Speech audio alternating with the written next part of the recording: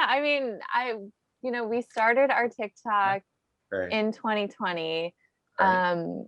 So I can actually go to the fun long story. Right. I was first introduced to TikTok when I was in Malaysia in 2019. I was teaching English to secondary school students, and they are so much cooler than me. And so they were on TikTok at that point Right. in time. And I was like, what's TikTok? I have no idea what this is, right? Right. Right. So they introduced me to this app. I was like, oh, this is fun. It's cool. I Right. started to incorporate it into some of the lessons I was doing with them because I found it was a really good way to get them to like open up Right. and practice their English and have fun. And Mm. then at the end of the school year, I returned to the US. I took my job as Right. a special projects editor at Yahoo. And one of my tasks, one of my projects was to introduce our election 2020 Right. hub content to a new audience and to Right. Right. make sure that it was really spreading around our social channels. And so Right. Right. I, at that time, like Washington Post was on, USA Today was on TikTok, but it's Mhm. still very new. And a lot of people still looked at it as like this dance app for teenagers. Right. Um, I thought there was some potential. And so I went to my manager and I said like, hey, like, can we just try this, and she was like, yeah, let's do it. And so on Super Tuesday 2020, we were in the office. This was pre-pandemic. This is before everything shut down. And we were in the office. It was a late night and we just decided to go for it and Mhm. experiment. Right. And we decided like, okay, like we're just going to stick to delivering the news and have fun with it and see what happens.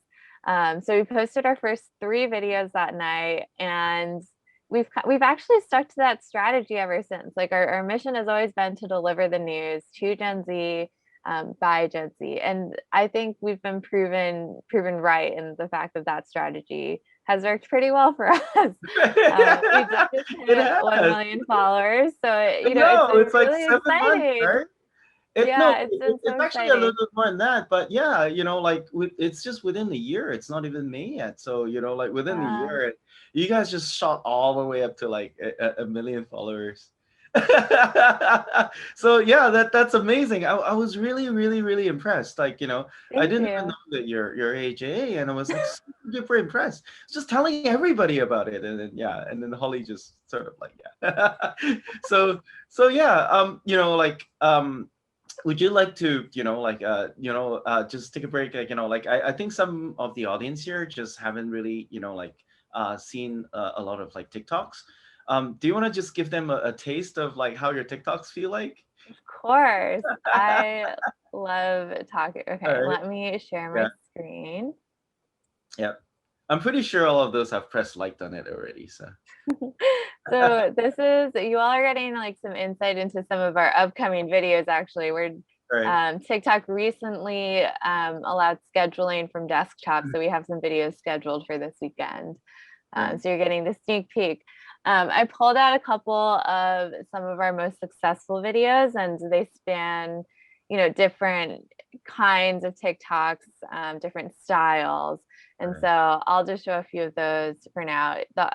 Please let me know if Here's what the Biden did on his audio first day in is okay with these videos too. climate agreement, ended the travel ban on several Muslim majority countries. Here's what Biden did on his first day in office. Continue the pause on student loan payments, rejoin the Paris Climate Agreement, ended the travel ban on several Muslim majority countries, boosted the DACA program for Dreamers, rejoined the World Health Organization, implemented a mass mandate on federal property, and stopped border wall construction. Here's what Biden. One. Inside the Republican group chat, how are you guys feeling about Trump? I talked to him on Monday for the first time since the riot. IDK, maybe we should impeach. Why? Well, it would help the Republicans move on from Trump. I'll be the first to say I'm down. As the third highest House member, I'm in. I don't want to impeach, but I won't ask anyone to vote no. Can we just let the transition happen? Here's why people are calling this man a hero. When rioters entered the Capitol building, this lone Capitol police officer diverted a group away from the Senate chamber, potentially saving lives. Officer Eugene Goodman ran up the stairs away from the group. At the top, he looked to his left, where there's an unguarded hallway that leads to the Senate chamber. He then tricks the group into following him to another part of the building. The journalist who recorded the video says it shows how little police presence there was once the rioters made their way into the Capitol. The officer leads them to another part of the building where backup arrives. Here's why people... And then this What happened to one you? went viral, so I got maced. you may have seen You this got one. maced. And what happened? You were trying to go inside the Capitol? I made it like a foot inside and they pushed me out and they maced me. What's your name? Where are you from? My name is Elizabeth. I'm from Knoxville, Tennessee. And why did you want to go in? We're storming the Capitol. It's a revolution. What happened to you? So those are some of our most successful TikToks that we've had so far. I've seen all of that, and like my hearts are like, like I've been putting like it's so different, like it's so really different from like like just cutting like out like a TV program and just putting it on, and like, and obviously when you actually see all the hearts there, like there's a lot of engagement, and like just I was so curious, like like a month ago, and I kind of like looked at the older stuff. So I've been telling like like the like someone in the audience there, I'm like, well, yeah, again, I didn't know that you're part of AAJA, so I was just like, oh, like they have when they started it was pretty meh, like yeah, it was like yeah, and then it just like they just experimented and they tweaked and they found this consistency, and after that they just rocked it. It was just amazing. And so yeah, that was it. Like like I've noticed that you've been iterative, like experimenting and like tweaking your styles, right? So like out of like these months of like tweaking and just like it blowing up, right? Like what have you learned from the various iterations that you've made? Yeah, that's a great question. And it's flattering that you noticed that, because I think one of the things that helps us be successful on TikTok, along with honestly every other TikToker, whether whether it's a brand, whether it's a news organization, whether it's a creator, is that experimentation, right? Because the platform, the platform is constantly evolving, and so you have to be on top of your game. You have to stay on top of the trends that are happening. So at the beginning, I think we were trying to find the vibe that we wanted to give out. We were trying to find our identity. Again, we knew from the start that we wanted to, present hard news, which is not always an easy sell on a platform like TikTok. So I think we were just trying to find like the best forms of digital storytelling, really. And I give a lot of credit to my manager and to my team for giving me the space to experiment, because that's so important, right? Like, yeah, it is. At the beginning, we didn't, like, obviously we looked at the numbers, but it was never, we never were like, oh my gosh, like this is failing, we haven't hit this many videos with this many views yet, we got to shut it down. Like, it was very much like we believed that Gen Z was interested in the news. And I think if you in the US, at least, if you look at the 2020 election voter turnout, like they broke records. So clearly that they're very politically engaged. So it was always about like, how can we present the news to Gen Z on their terms and speak in the language of TikTok. And I think that one of the things that helps with our team is that it's a very multi-generational team. So for example, I'm on the older side of Gen Z, but I am, depending on who you ask, I'm usually considered Gen Z. And so me coming in with just like the knowledge of how my generation works and talks and what they're interested in, and then being able to work with really talented, experienced journalists who are able to help edit and contribute their own ideas. That's been really valuable for us too, because I will sometimes, like, I'll pitch a TikTok and they'll be like, oh no, we can't do that. And sometimes I push back and like, what if we tweaked it like that? And then like we end up finding a way to do it. Right. But it's very much like we're coming at it from these different perspectives. And because we have the diversity of perspectives there, we're able to like really make it good. I mean, I can also get into the more nitty gritty details here. I mean, I think we learned a lot about length. Like it's important to be concise and short on TikTok.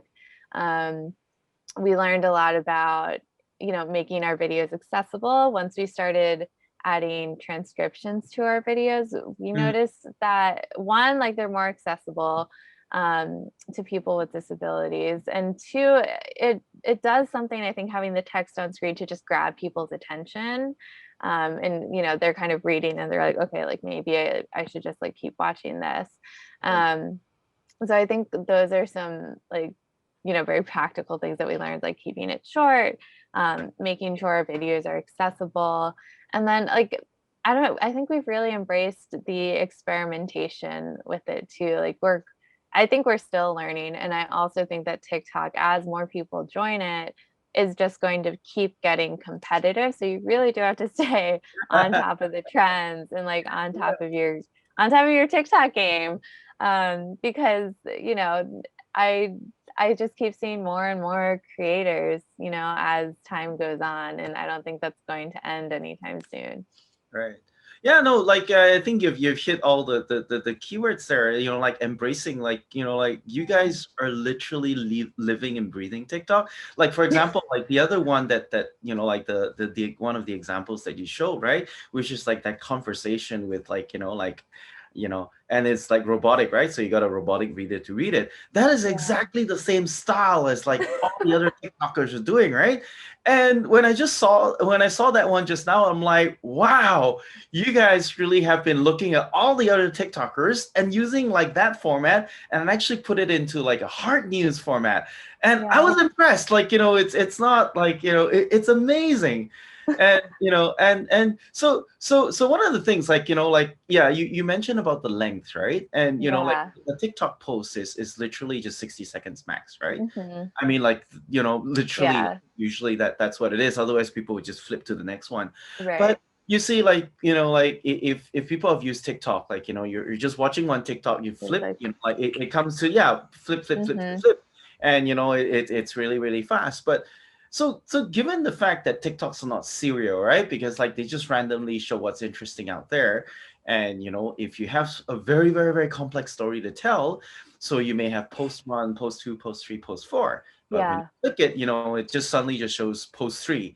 Like, so it misses post 1, post 2, and post 4. So how would you structure such a complex story, like, that you can't tell in like, seconds? I mean, I think we do see a lot of part 1, part 2s on TikTok. Those are actually quite popular, especially, I've seen so many. I mean, this is, based on my own For You page, which, and again, like everyone's is different, right? But so for mine, I see a lot of young women telling stories about, their lives, about college, about, being in their early 20s, and they'll do a part 1, part 2. And sometimes you do have to go back and find the other part of the story. But I think a big part of, us being on TikTok, us putting the hard news on TikTok, is trusting your audience, and taking them seriously and believing that they are interested in knowing, more about the news, understanding what's happening. So, and we've seen on some of our videos, like especially in the build up to the 2020 election, we saw a lot of people looking for that like nonpartisan, neutral news source. And so I think we were able to offer that. We were thanked by our users for putting up videos like, we had our national reporter, Marquise Francis, who's amazing. He did an interview with a Black man who is a Trump supporter, and he was like, this is why Black men are not a monolith. When you can't look at them as a singular voting bloc, like we're more complex than that. And people in the comments were saying things like, thank you for showing us this, because we feel like we don't usually get to see this point of view. And that video is like, it's pretty long, and like that's like a bit of a complex topic, but again, like people were interested, and I think it's about like trusting your reader in that moment. I don't think that there's no topic that's too complex for this. I think the bigger thing is that you might just have to break down some of the terms a little bit more, right? For viewers who are a little bit younger and just getting into politics, just getting into, if we look at like COVID information, just getting into science. Mm. So, for example, when you're covering the second impeachment trial of Trump recently, we made sure to explain like what a House impeachment manager was. Right. Because that's not something that, we wanted to assume that people knew, and like we didn't want to prevent them or make them feel like they couldn't access this news just because they didn't know what that one term was, which like, I mean, I think I had to go look it up as a refresher before we started covering the impeachment trial too. So it's really just about like, how do you make the news accessible? Like, remember that on TikTok the audience it definitely skews young, so you might just have to explain things a little bit more, but trust that they're interested and trust that they're politically engaged, and like they want to know what's happening, because what is happening does impact them, right? Like, especially, yeah. So I think that's pretty much it. So within the 60 seconds, it's got to be interesting enough for them to tap the Yahoo account and then Yes. watch the other TikToks. Yeah, for sure. Right. And like, I mean, maybe not every story is for them, and that's also okay. Right. So yeah, you were mentioning about a lot about the election and things like that, but like one of my questions would be like generic or specialization, because like I've seen a lot of really specialized Yeah. channels, like, it could be about politics, it could be about Mhm. cars, it's science, which even for just science or like cars or whatever, it has a lot of followers, right? Yeah. So should Yahoo News just like concentrate all its news on one TikTok account? Or are you looking for like Yahoo cars, Yahoo politics, like whatever? Like, I mean, just split it up. So like what's your insight on this? yeah, I mean, so we have our Yahoo News account. We also have Yahoo Life, Yahoo Sports, and Yahoo Finance, which actually just recently launched. Really? All right. Yeah, go give them a follow. All right. Yeah. Hey, audience, check it out. Yahoo Finance. Yeah. But I mean, I think it depends. It depends on your news org. It depends on what resources you have. It depends on if you're launching an account as, an individual journalist, or if you're doing it for your brand. I will say though, I think that if you do decide to like get really, really specific and find that niche, a lot of people on TikTok talk about finding the niche. You should stick to that niche, and because the algorithm's going to push your content to people that it thinks will like it. So if you suddenly deviate from that, your views are probably going to be impacted. Right. That's interesting. So other than yours, obviously, like what like which TikTok accounts are your favorite? Like where do you get inspiration from? Oh my gosh. I honestly am a huge fan of like all of the other news TikTok accounts. We actually did a fun collaboration that I can show at the end if there's time. Oh, really? Right. I saw the other guys. That was really, really, really fun. Yeah, it was a lot of fun. So I mean, I love watching theirs. I think that they all have unique styles and ways of storytelling, and they're all, valid and cool and interesting. I love digital storytelling, so I think it's really cool to just like compare all of the accounts. I really like my own For You page. I think everyone does. That's what it's designed to do. And I don't know, I think I just like love just watching what people are doing on the app. Like, I think some of my favorite videos are by people who are not necessarily, like the top influencers. Like, they're just, people who are having fun on TikTok. And I think when you're able to have fun on TikTok, that's when you're succeeding. So yeah, I've had conversations with others as well, and like some of them, they're like, oh, like the Washington Post one, like I like it and whatever. So there are definitely all sorts of different styles, and I was like, oh yeah, I've seen a lot of different styles, and I really, really, really like the Yahoo News style, which I thought that it was just like absolutely brilliant, and so yeah, there like I did notice that like even with the same TikTok, right? The styles are just like varying, like it's telling the same news. How long does it take you to create like each post?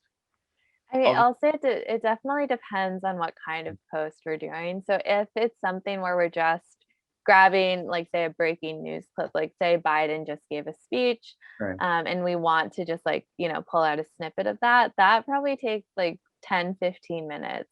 Sure. It's not very long. The thing that probably takes the longest is the editing process, because we're presenting trusted. We want to be a trusted news source. We are a trusted news source. We want to show that on TikTok. Right. So we do, all of our videos go through an editing process where at least one other editor is looking over the videos and making sure that we don't have typos, everything's accurate, that sort of thing.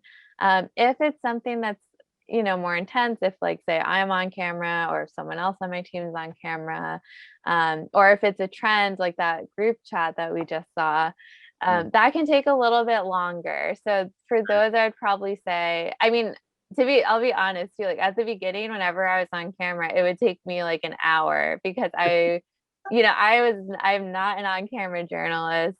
I was not used to filming myself. I had to get used to that. I'm a lot faster at it now. And that just was the result of a lot of practice on my part. I think I'm gonna have to do like a blooper reel at one point, because some of them are it wasn't pretty at the beginning. But I think at this point, those probably take like 20 to 30 minutes, depending on how long it is. Again, depending on the type of video, sometimes we'll just do voiceovers. For example, with that narration of the Capitol police officer during the Capitol riot, that one, I'm not on camera, it's just my voice. So that one probably would have been a little bit faster than, say, like something where I'm on camera, or, if I have to coordinate with other team members to be on camera too. Wow. So I'm actually quite surprised. So it actually does go through an editorial sort of like, checking process. And, so it's not like, like Julia just, No. Doing something then post, No. Well, all right. Well, that's very, very interesting. So, when you're editing and things like that, right? Like, what do you use? Like, like any sort of like recommended editing tools that you use? Yeah, absolutely. I mean, I lean a lot on the native editing features on TikTok, because one, they're constantly updating them, and two, that allows you to really get into the style of TikTok. Right. I think brands fail when they look like they're just kind of like plopping their content on TikTok and they're not really TikTokifying it, right? Right. It kind of shows that, like, they might not really understand the community. And I think TikTok is very much about community. It's built into the native features. If you look at like duets and stitches, it's meant to be very interactive, and like I think one of the things with TikTok is, like, you want to make it look authentic. You want to make it look like you're a human, and like it's not overly produced. And that's not because, like, over like high production level is bad. It's just like for TikTok, like, it's a different platform. So you just have to adapt your content a little bit. Again, that doesn't mean that you have to lower your editorial standards. You should not be doing that. I believe if you're a news or a journalist on TikTok, you should maintain the same editorial standards. That's why our videos go through that editing process. But you want to make it accessible and make it look like other people can also create your video. So for me, I use like the native TikTok editing features. We love green screen. And we love that text to voice feature. And then I also use iMovie. I personally use iMovie. Some of us use Premiere. I think iMovie's faster for me when I'm just pulling out the clips. So that's what I prefer, because it's the fastest one. But I would definitely recommend people use the native TikTok features. That's a very good point. Like, not over editing, because like, you're literally just trying to identify with the audience that you're using exactly the same tools as any sort of like, like grade, like 12 kid, right? So if a grade 12 kid, like you, like you're literally using the same tools, but you're actually telling hard news with it. I did notice that's very, very interesting.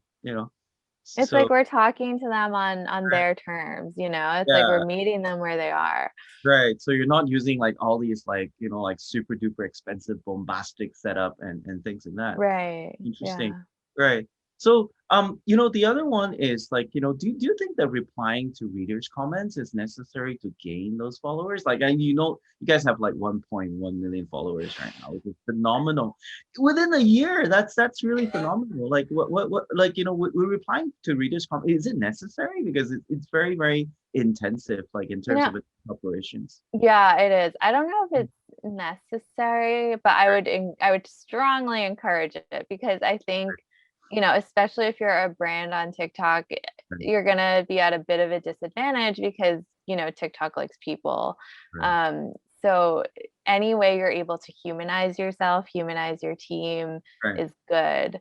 Mm, And I think it's huge for, especially for young people who are on TikTok, when right, they see a verified account right. talk to them, that's huge for them. And so you're showing them that you care. And it doesn't have to be about news content. We reply to people, sometimes they do ask us questions and we do reply to those.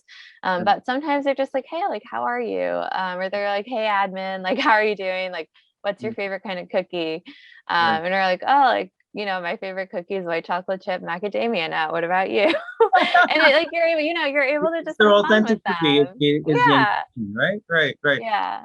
So how do you compare TikTok to, like other social media in terms of like media engagement, like in terms of effectiveness and things like that? Would that Yeah, I mean, I think it's definitely a platform that's very, very Gen Z in a way mm, that the other platforms, like, there's a much broader spectrum of ages on the other platforms.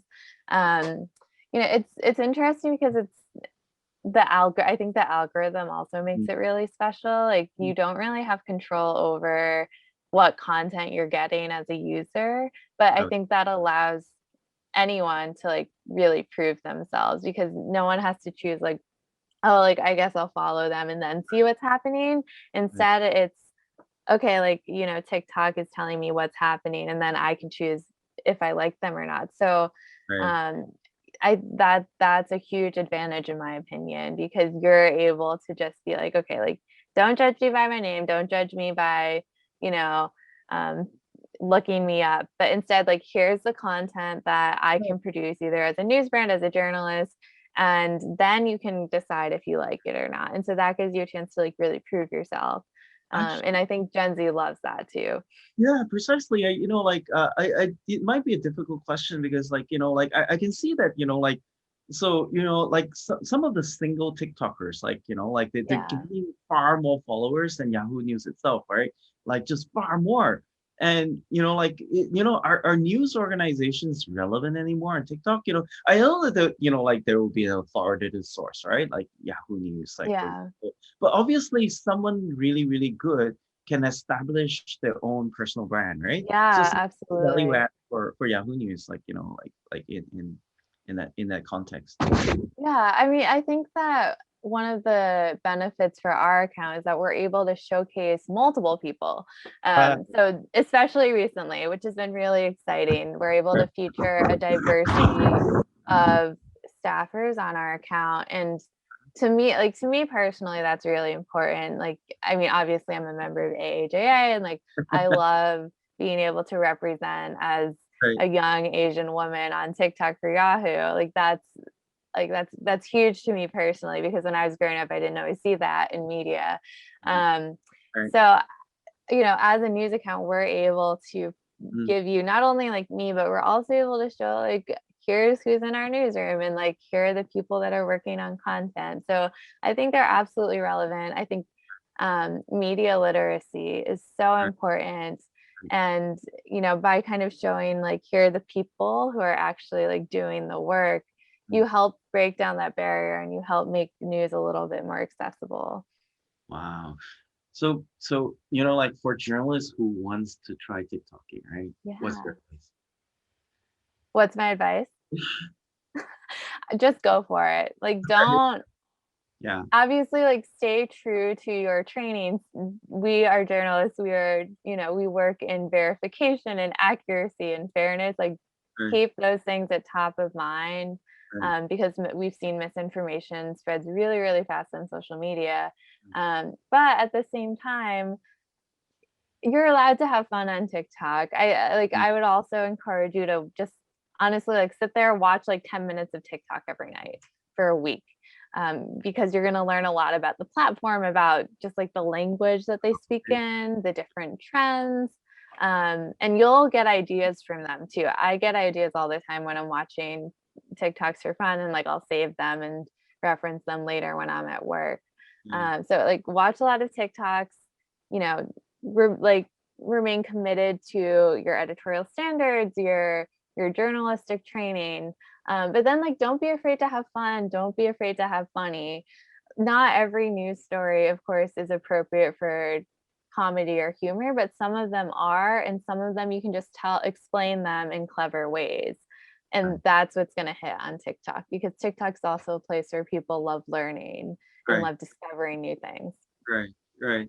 So we have 10 minutes left before, I want to open the floor to some audience questions, but I would like to cover some, Gen Z news consumption in general. Yeah. So, so that, I guess it's probably within the minds of all the audience here. The elephant in the room, like monetization, right? So do you have any idea on how to monetize from Gen Z? Because it's necessary from a newsroom perspective, right? Yeah, no, absolutely. I mean, I think that that's something we're all trying to figure out, to be honest. I don't handle that side of Yahoo's business specifically, so I really can't speak to that. But I do think, Twitter recently released they're about to release that super follow feature where you pay to get access, like early access, exclusive access to people's content. I think we are going to see a lot more of that. And I also think that Gen Z understands that content is not someone's making it and it's not free. I think that we understand what an online ad looks like better than other generations, and that we understand like if a content creator's posting like 5 videos a day, that's a lot of time and that they deserve to be compensated for it. I don't know, I'm really interested to see what happens with things like the super follow, with things like tipping on live streams like we see on Twitch. You can do it on TikTok too. I'm interested in seeing how that continues to unfold moving forward. Right. So, many social media accounts, right, including TikTok, they're posting stuff that's semblance for news, but those posters are not really like journalists by trade, right? Where's the line drawn between like telling news stories versus like a journalist job? Do you mean like why are we posting these things, and like, why is in a sense, so obviously those people are not looking to monetize, right? So yeah. I mean, they might be. Yeah. Oh, okay. Yeah. No. They It's might be. like some of the thinking is just like Yahoo YouTubers. Yeah. So.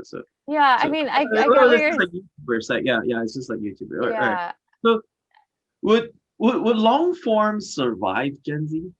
Yes, Long I form think so. survive Gen Z? You think? Yeah, absolutely. I think that, Gen Z is interested in content and consuming content. We're the first true digital natives. We grew up in the age of information. And so, we do understand that there's a lot of content out there. And so I think what we're really looking for is just like the good quality content. So if it's good quality, then like, of course, I think good quality journalism will always be important, whether it's short, whether it's medium length, whether it's long. Right. Right. So so misinformation, right? It's really rampant around like misinformation in general around like maybe TikTok or maybe around like all the Gen Z kind of how does it compare to like let's say Facebook or that old people use how does it compare? Yeah, I mean, misinformation's all over social media. It's no stranger to TikTok. It's no stranger to emerging platforms like Clubhouse, for example. Like they already have misinformation being spread on that platform. So I think that in TikTok, for people interested in the numbers, TikTok did recently release the second half of its global transparency report, where it talks about how many videos it removed ahead for misinformation, which would be a violation of their policy. That said, like we still do see like things like deep fakes on TikTok, or things like people. There was a trend for a while of people pretending that they turned into zombies after getting the coronavirus vaccine, which Right. of course is like satire in some ways, but at the same time someone could see that, especially a young person, and believe like, oh my gosh, like maybe I shouldn't get this vaccine, maybe it's not safe, when we know that the facts and the studies say that like yes, these vaccines are safe for Right. um, Right. the population, right?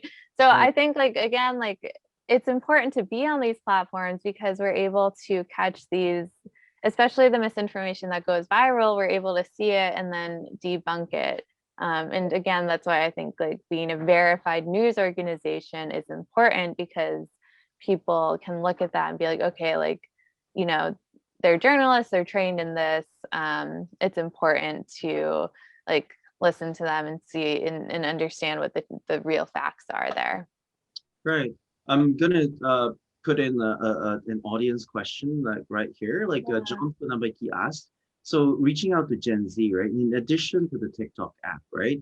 What other like channels do you or tools do you actually reach out to them on other than For Gen Z. yeah, for Gen Z.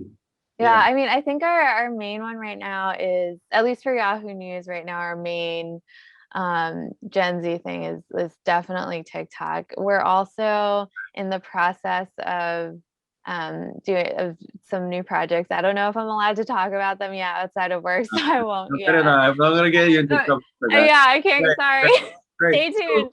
Stay tuned. Yeah, so one from Ken Moritsugu. So he basically is asking like how does TikTok compare to Instagram in terms of video? Because Yeah. like Instagram has video and TikTok has video, right? How much Yeah. what I think it's a great question.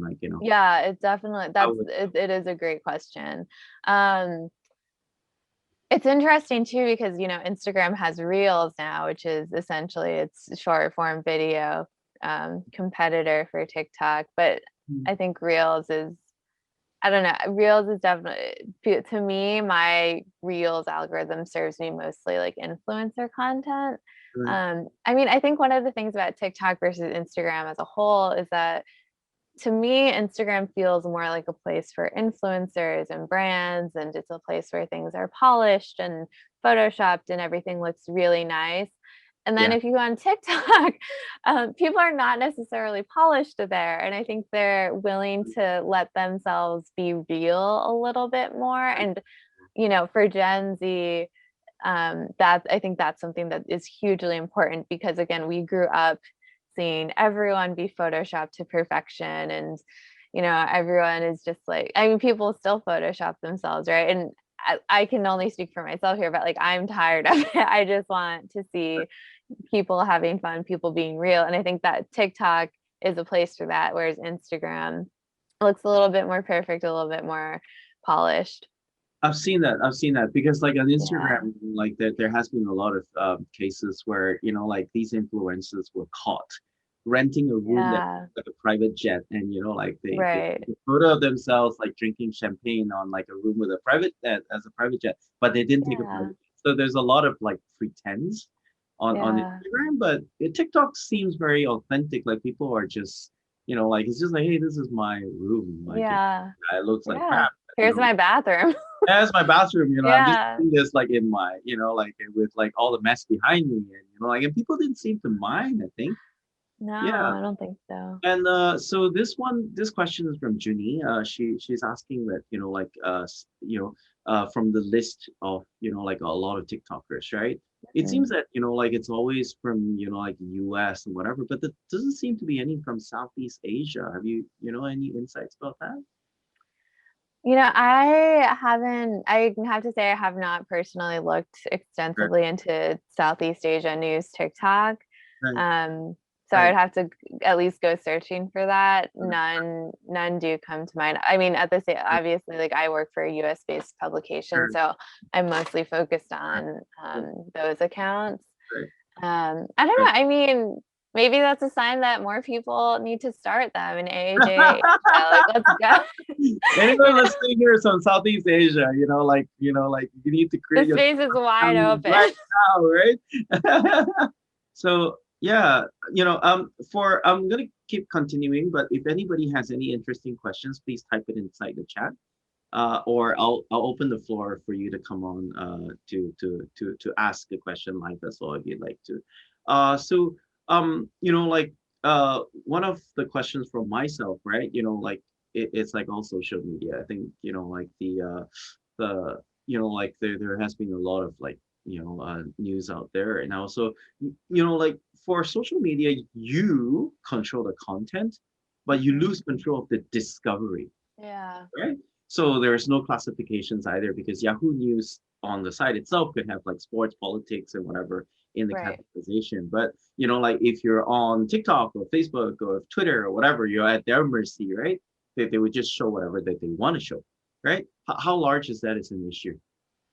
I actually think it can be an advantage. Again, and I will say on TikTok, I think you do have a little bit control over Right. the general kind of audience you want to target. So for example, you're able to use hashtags on TikTok. And so Right. we're always hashtagging like hashtag politics, hashtag news. And so Right. that should help ensure that those videos get served to viewers who are interested in those things, even though they're very broad topics. Like Right. it's better to be targeting like a little bit as opposed to be targeting to like hashtag cats, Right. But yeah, I think it's an advantage because especially because when you're on an app like TikTok where the algorithm is so powerful and so important, I think you trust it and you're willing to give content a chance, not because like you're like, oh, I like this brand, I know who this person is, but just because you're on TikTok and you want to discover new things. Right. What advice do you have, right, for journalists who wants to reach out to Gen Z, like Gen Z audience? Yeah. I mean, I'd say like take them seriously. Right. One of the things that we went into our news TikTok channel with is like, again, like believing that they want to understand the news, that their opinions about the news are important, their questions about the news are important, and that they deserve to be taken seriously. I think especially when you look at the younger half of Gen Z, they're teenagers, and all any teenager wants is to be taken seriously. Right. Like being a teen is such a tough time to begin with. Yeah. But again, like taking them seriously, getting to know them, like talk to the Gen Z people in your life. Don't just like talk about them. Go talk to your Reach out, neighbors. like heart to heart, right? Like Yeah. Go don't keep talk them to as your a kid, right? neighbors. You need to just talk to them, like Yeah. Yeah, absolutely. Like go talk to them. Look at how they talk to each other online. You can see it very easily in their social posts. Right. And again, like just take them seriously, I think is really the important thing. So pretty much like walk their footsteps. Yeah. Walk their shoes, like walk in the same shoes. Yeah. Right. Yeah. Any questions from anyone? We have 10 minutes. So we're all open for questions from the audience. And I'm actually looking through the chat right now. Jun Seong says, can you introduce some typical TikTok videos that brought high attention to audiences? Oh. There are a lot, I guess. Yeah, I think the last time we checked, we had 78 videos hit above 1 million. Right. So maybe, like just to refresh people, like you may want to replay some of your videos and maybe give a bit more. I'm waiting for like more audience questions like on here, but maybe you can replay some of your videos, and so that, like maybe you can give a bit more insights and about how you created something, why is this style this, and things like that. Maybe absolutely. Right. Okay, so we'll go back. Oh, everyone, sorry. I'm monitoring the chat. So if you have anything to ask, like we only have 7 more minutes left. So please type it into the chat, or or you can come on live yourself. So for example, so we planned to do a lot of TikTok coverage of the inauguration of President Biden because, you know, a new president is a big deal no matter who you voted for, obviously. And so he did a lot in his first few days in office, and the first 100 days of any presidency is really important. And so we decided to break that down for our viewers, you know, very short, very direct. And so we started doing the series just, you know, here's what Biden did in day one, here's what Biden did on day two, day three. We haven't been doing it every day, but we did it, I think, for day one all the way up through day 9 because he was signing a lot of executive actions and he was just doing so many things that we thought it was going to be difficult to keep track of them, and we wanted to find a way to just like present it all at once to the audience. With this one, we wanted to keep it short, so we kept it to about 15 seconds. And then we kept the language in it, you know, very simple, very direct, like you know, we're not going to waste your time, just here's what he did. So let me refresh that one and it will play. Here's what Biden did on his first day in office. Continued the pause on student loan payments, rejoined the Paris Climate Agreement, ended the travel ban on several Muslim-majority countries, boosted the DACA program for Dreamers, rejoined the World Health Organization, implemented a mask mandate on federal property, and stopped border wall construction. Here's what Biden did on his first day. I So thought this very, was brilliant. I saw this one. I thought it was brilliant. Like thank you. you literally just covered like, you know, like hard news in 15 seconds with just like that, and it was amazing. Yeah. Thank you. I think it's one of those things too where like Gen Z, like, you know, again, like I think that there is a space for long form journalism and I think it will survive Gen Z, but at the same time, like when you're on TikTok, like I think one of the important things too is to put yourself in the mentality of someone who's using TikTok. And when you think about the other sorts of videos that you're competing with, you've got to be really fast and like tell people Right. why they should watch you. Right. So The a lot attention of TikTok, yeah, a lot of TikTok videos will be like, you know, here's 3 things to do this. Here's 5 reasons that this is a thing. Here are 3 things that fall into this category. And like those sorts of videos do well because you're telling your viewer what to expect from the get-go. So they either know like, okay, I'm going to stay and watch this whole thing, or they're like, okay, like I'm not interested. I'm just going to keep going. I've got a brilliant question from Ken Muritsugu. Yeah. So any examples that you can share of things that didn't work, right? Oh, so many. Yeah. I mean, like, I think experimentation is so important on TikTok. And when you experiment, you're bound to fail sometimes, and that's okay.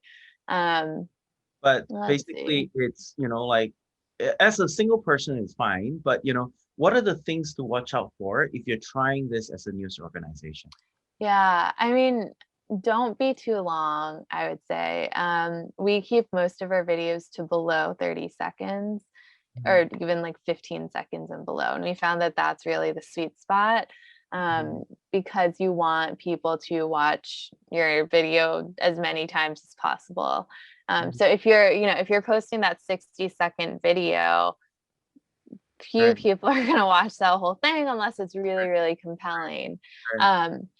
You know, something else that we realize, like, oh, sorry. The audience is also making a comment that, you know, like maybe it's good for them to learn if they know there's something concrete about things that didn't work. So, you know, there are experiments, but you know, like what are some of like the big failures that you just go, oh wow, okay, yeah, that didn't work. I mean, honestly, I would say if it's about a person or a topic that Gen Z doesn't know, they're not going to care.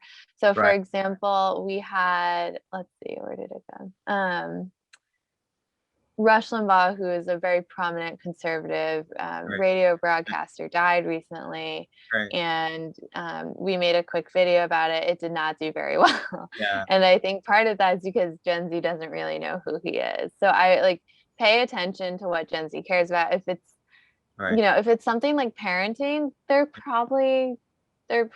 of them are probably not parents yet. So that one might not do very well. Like pay attention to those topics. I think another thing is to keep your videos interesting. I'm looking for, Here, oh, it's before. We did a series of videos right here. You can see just like answering questions about the impeachment trial. None of them have hit 10,000 views. And I think part of that is because we should have made the video composition a little bit more interesting. And again, I think, you know, as more people join TikTok, you gotta up your game, and we didn't up our game here because it's really just me talking to the camera. But I think those we probably could have made them a little bit more interesting, you know, put a little bit, maybe put in some images, put in some sound effects, maybe used a trend. And I think that probably would have helped them. Mm. So yeah, you know, like I think that ties into one of the questions, audience questions from Kari. So she's basically saying, just wondering, how would you do a TikTok video on foreign relations like China-UK trade agreement? Would that actually even float on, you know, like among TikTokers, or, you know, like Yeah, how would you do it? yeah, I think so. I mean, I think it depends on what, you know, sort of video footage is available to you. I also think that you want to, if you're doing a video on foreign relations Right, for, like, if I'm doing it for a US audience, I don't know if I would even do a UK China trade agreement right, because that's just not relevant to our audience. right, But like if I were in the UK, if I were in China, like sure, I would do it. Um, Again, I think it would depend on, you know, what the lead was, what videos are available. But recently we saw that Trudeau and Biden had their first meeting. So what we did was we pulled clips from statements that they gave after they met with each other and discussed right, the, you know, various topics that they discussed. And we were able to, like, because we had that video footage available to us through our wire services, we were able to show both sides of the story. I think another way you could explain, if you're, for example, breaking down the trade agreement, you right, could pretty easily, I think, make that into a trend. Explainers usually work well with trends. right, Maybe it's that group chat. Maybe it's, I personally don't dance on TikTok because I'm not a good dancer. But like that doesn't mean that you shouldn't or that you can't if you're comfortable with that, if you're good at that. Maybe it's you doing a really simple dance while like the explanations flash above your head. We see a lot of that, especially with like doctors who are explaining like COVID-19 and vaccines and things like that. So I think it really depends on like you, what you're comfortable with, what resources you have. But all there's right, like there's really no right way to do it as long as it's engaging right. and interesting and relevant So to all in all, the create your own audience. style, create your Yeah, yeah, absolutely. right. So I'm gonna end up with the last question from Elizabeth. Oh no, keep your Oh, screen. keep it up. Okay. It's actually very interesting. Elizabeth is asking, what news orgs do you know who's on TikTok? Oh my, And I have I so think many. your video for, you know, like maybe you can Oh explain. my God. And then, but Yes. so I think that video on that, you know, like, can I call you back? I think that would be the best way to show them who's on. I love that. I was like, you know, like it was very enjoyable. Like I had a pretty bad day that day, and Oh, you know, and then I looked at it and I was just laughed. It was just I'm like so glad. this one. Hey. Hello? Oh wait, no, I lost it. All right. Hey. Hey, what's up? Hey, can I call you back later? Yeah? So who's this? Hey. Hello? Hey, Alex, I'm really AKA, busy right now. Can I call you back later? Yeah? Hey. Hello? Hey, now it's like not a great time for me. Can I call you back in a little bit? Oh, yeah? What? Hey, Anne, can I call you back later? Sure. I'm so busy right now. I'll just call you back in a few, okay? Hey. Hey, Megan. Now's actually not a good time for me. Can I call you back? Okay. Hey. Hey. Hi, how's it going? Good. Can I call you back later? Like when? Like just in a few minutes. I'm super busy right now. Sorry. Wait, hold on. Wait, did you just, or did I? Hey. Hey, what's up? Hey. Those are just a few of the news Just load the organizations on comment TikTok. section. Can you just load the comment section on this one? Like, you know, like, the chat and comment section. And, you know, so, you know, like, like Washington Post wrote about it, and like, so you're gonna call me back, and then you just replied, I'm thinking about it, right? Then USA Today is like, why are you so this is, I thought this was really, really brilliant because it's very conversational, it's very sort of like, it's very authentic, so yeah, maybe you can, like, you can close this one off by, like, who's on, like, who Yeah. who in on I mean, TikTok, these are just a handful of the news right? orgs on TikTok, but Right. I mean, obviously we're friends with like Washington Post, USA Today, NBC News, Planet Money, Now This Politics. There's also just a general Now This account.